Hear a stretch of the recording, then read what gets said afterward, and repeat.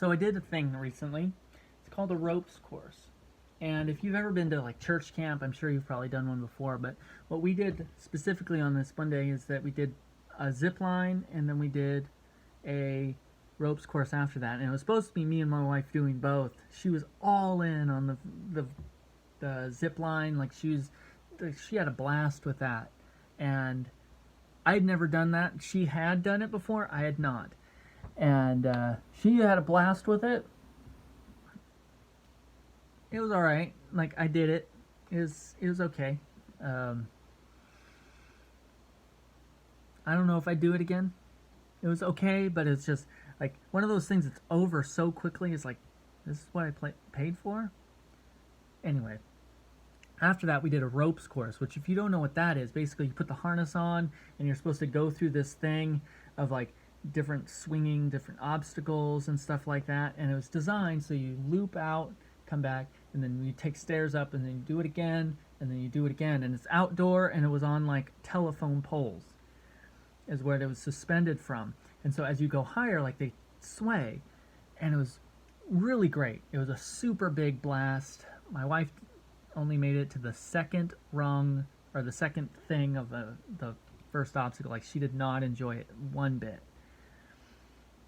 I got all the way through the third layer, got all the way to the end. It was blast. I loved it.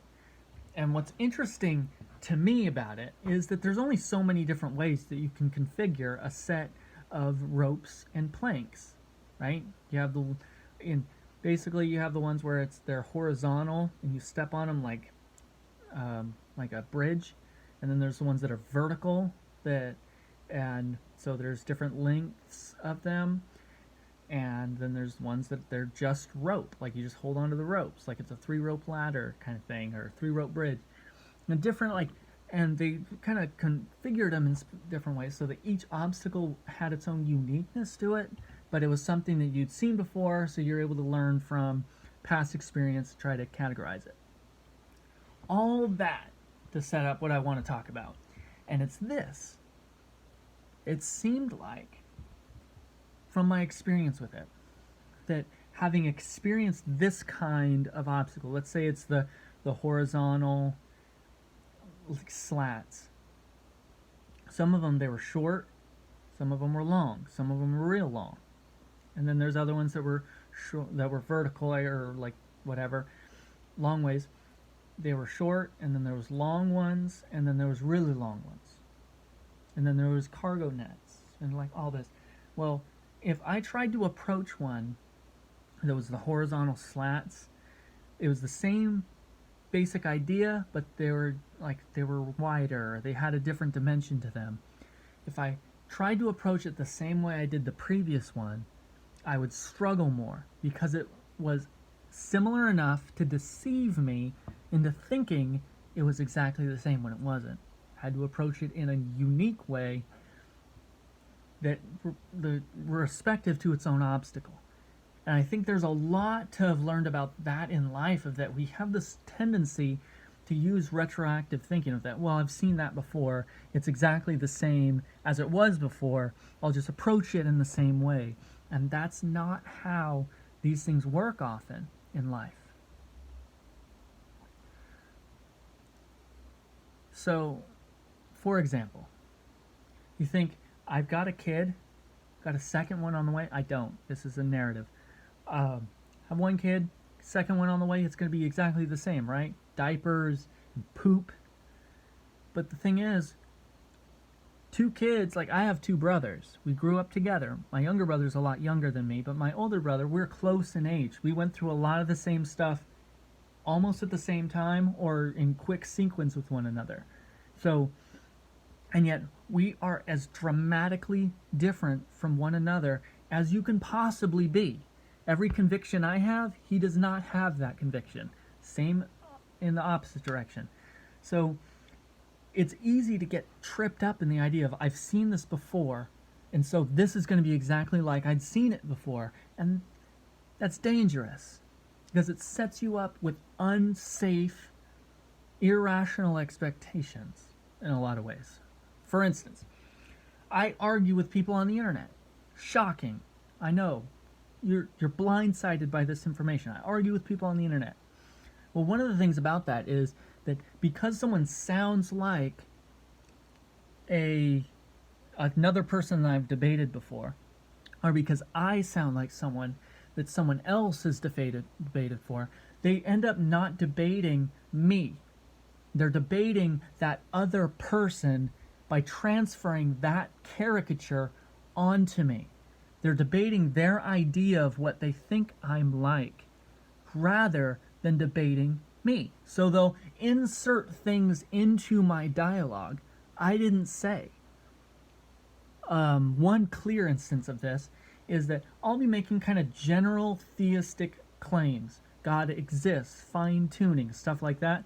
And somebody will be like, what does that have to do with the Abrahamic God? Or what does it have to do with the Christian God? And I was like, I haven't made an argument in that direction yet. We're not there. But they're thinking because I haven't, or they're thinking that because I have only made generalized statements, that I'm evading that line of argument. No, we're not there yet. If we're basically like, it's like you're arguing against this second level of argumentation, and I'm still down here on this first level. Like, I'm just trying to lay the foundations of stuff. You're talking about specific details I haven't made. So I think what I'm getting at is this. You need to listen. You just need to listen sometimes. Sometimes it's okay to caricature a little bit. Sometimes it is.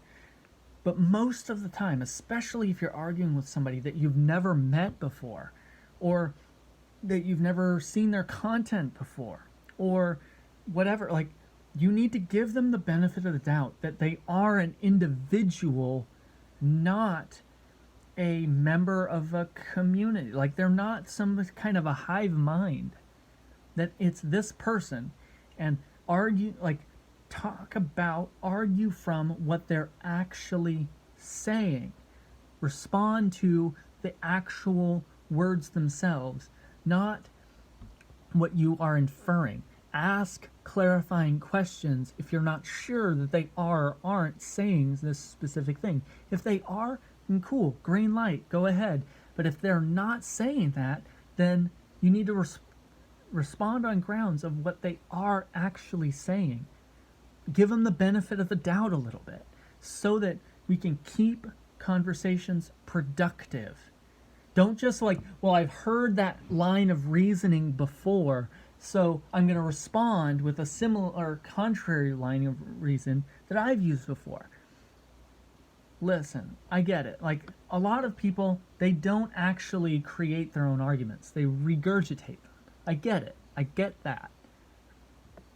But you pretending to argue against William Lane Craig through this person on the internet is a failing endeavor. What it makes you look like is a jerk.